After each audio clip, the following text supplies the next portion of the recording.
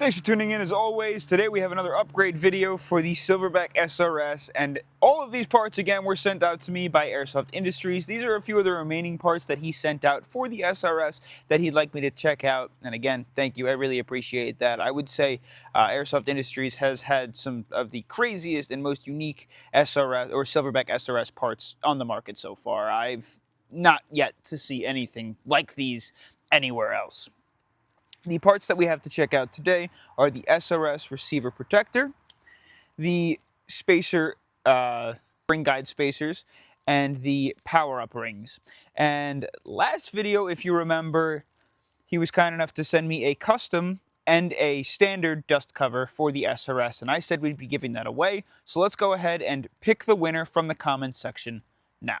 Alright, here we go with the giveaway. Just do me a favor, whoever wins, reach out to me on Instagram. You have 48 hours to do so with proof of your channel, and we'll go ahead and get this sent right out to you. And our winner for today is John Smith, E4B21. Congratulations, dude. Reach out to me soon. Whereas the other parts, I figured we'd be able to do a full video with them. These I thought might be so quick to install, and they're really cool. It's just there's not too much going on that we should just combine them all in a video.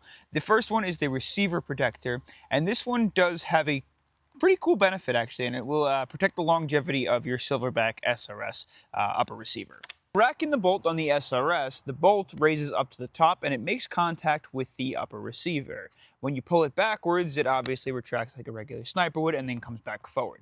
But that bolt continues to grind on the top portion of the receiver, where this receiver protector comes in. I believe this is just designed to protect this long term, so you'll wind up wearing this down and not the part that you can't replace. So why don't we go ahead and pop this guy open. Now, what's really nice is he also includes these small little cards that kind of explain to you what you need to do. So you're going to remove the cheek rest, gently slide the protector onto the receiver at a 45-degree angle as shown, and reattach the cheek rest. So that we're going to have to pop our cheek rest out.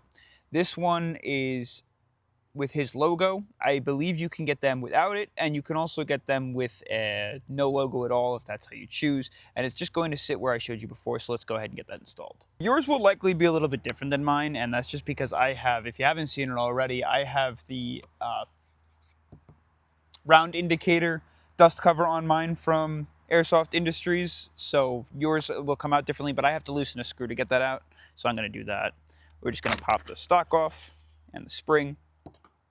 And then, like I said, I have to loosen just this screw under the sling mount in order to get that out. And I think that's the right head for it. So I don't have to pull it out all the way. I just have to loosen it, because then I can kind of pry the receiver out and then slide this guy outwards. Actually, that maybe needs to come out a little bit more. That should be better. And we'll go ahead and pop that guy out. Now for this cover, see, it looks like it kind of just friction fits on. I don't know how well it's going to stay on, but it kind of just slides in to place like that. And it should go a decent ways up. Try not to... Oh no. Oh, I snapped it. Why'd I snap it? I don't think it was... It's cut... How do I explain this? I don't know if you can see the place where it's snapped, but it almost looks like if I were to put it all the way on, it was just going to snap off. I don't know how to explain that to you. It just, the tolerances were a little bit wonky, and there really wasn't much area for it to clip onto. I don't know if it was just supposed to like friction fit on there, but it felt like it was just going to fall off, so I don't know. Maybe that's my fault. I'm going to reach out to him and see what the deal was with that. But for now, I guess we're going to retire this one, and we'll check out some of the other modifications. This cover works great. I absolutely love this thing. I thought that was going to slide in almost similarly to how well this one did. I think this thing is phenomenal. It snaps into place really easily, and then you just close this down. So again, like I said, if you haven't seen that video, go check it out. This thing was super cool. That is actually the first product that I've ever seen an issue with from Airsoft Industries. I don't even know, maybe it was my fault. My gorilla hands likely busted it up. Okay, so I'm interested to now see if these products work, because I have the upgraded Stalker kit. These next two upgrades are power adjustment upgrades, I believe.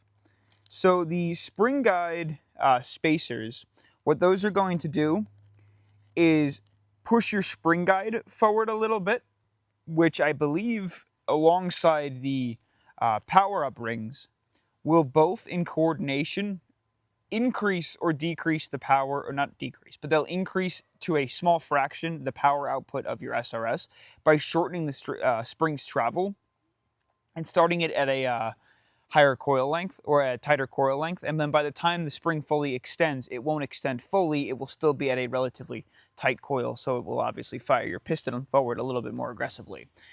With the spacers, these are pretty simple. They just go right into the back of the stock, and they sit there pressurized by the guide rod. And you can use, obviously, the different size spacers that you choose.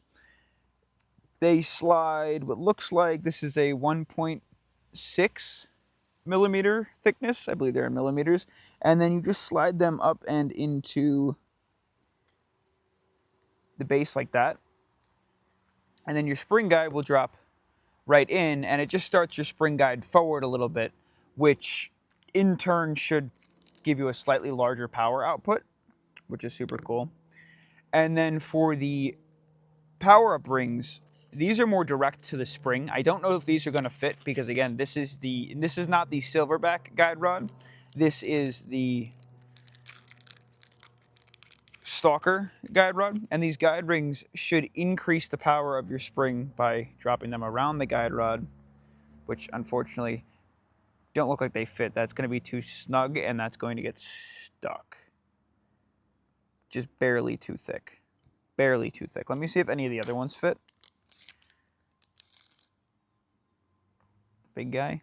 Yeah, just barely too thick. So these are cool for anybody who has the stock guide rod. You could slide these right on over. I no longer have my stock guide rod, but again, you could slide these over and increase power. But yeah, right now, I can at least use the spacers, which is cool. I don't know if it'll work with this guide rod because the guide rod itself is a little bit thicker. So it might cause problems when you place it back into the stock. Just because when you place it back into the stock, if the guide rod is too far forward, the piston won't be able to lock all the way back onto the sear. So why don't we test and see if the largest guide rod, or largest spacer, will allow us to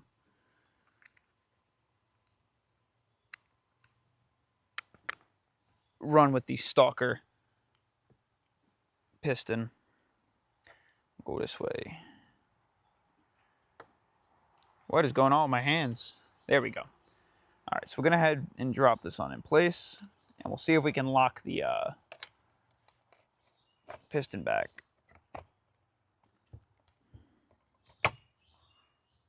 That might be a little bit of a snug fit there.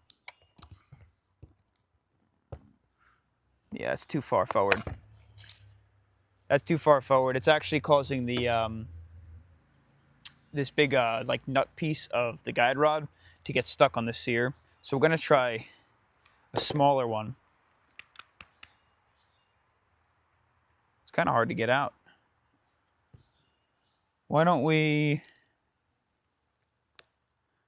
There we go. Try a size down. We got a bunch of sizes. We got like a 3.2 millimeter, 1.6. This one's really tiny. It's a 0.2 millimeter. These are all printed parts. It's a 0.8 and then a 0.4. The next size down is the 1.6. Let's throw the 1.6 on. And also you can get like different combinations because I would assume you'll be able to like combine the two. So if I wanted to use like the 0.8 and the 1.6 at the same time, I could. But again, I think you have to have the stock guide rod. I don't know how it will fare with like the Sniper Mechanics one. But with the Stalker setup, it seems to not want to go in with the larger. Let's see. Okay, so that one goes in. And we're locked in place. Let's just see if we can lock the bolt back now. You see how it doesn't lock back now? That piston is too large.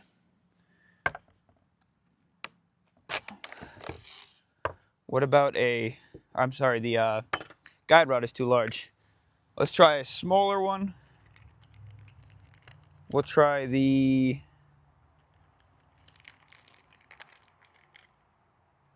0.8.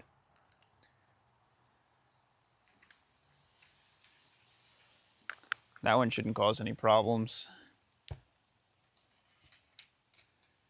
The combination of these, like, it just increases your ability to adjust your FPS to a finer tune. Like, now you can adjust your spring, you can adjust your barrel length, you can adjust your adjustable pistons if you buy an upgraded piston, you can adjust the spacers, and you can adjust these spacers. So there is a multitude of variations and ways that you can adjust your FPS output now. See, that locks back. So the 0.8 works just fine. No issues at all. So those do work. You can throw the 0.8s in if you like. Anything below the 0.8s will be fine. You might be able to even combine them. Some of them are too large though. So whereas the Stalker piston is already a little bit thicker, so it starts it further forward, you're going to find that your stock piston isn't. So these are a good way to bump that forward and increase power. Your stock piston will also fit with, or I'm sorry, your stock guide rod will also fit with these guys. They're an awesome, easy upgrade, especially like, let's say you're trying to get to the maximum power output to your field limits. You can adjust a little bit more to get the maximum power output, maximum FPS or joules. Just if you have the Kraken guide rod or the Stalker guide rod, it's not going to work.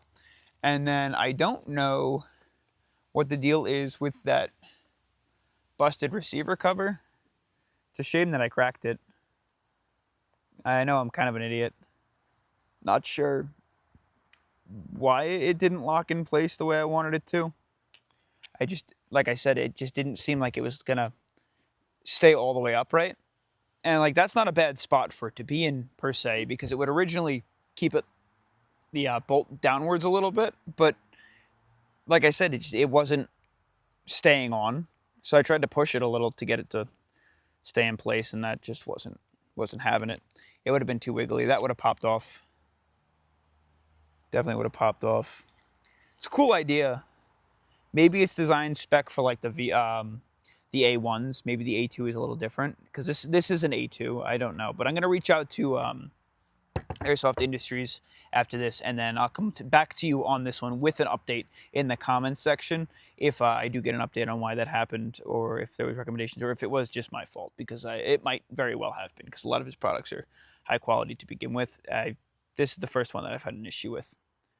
They are printed, but I'll leave his link down below. So thanks for tuning in for now. Some cool upgrades. I wish I was able to use 2 of these, but that's okay. I like the setup that I have in here now. These are an awesome little add-in. So if you do have the setup that I have, maybe you want to give these guys a shot to space out your spring guide. For now, that's all I got. Thanks for tuning in, and thanks for sponsoring the video, Industries. Catch you later. Peace.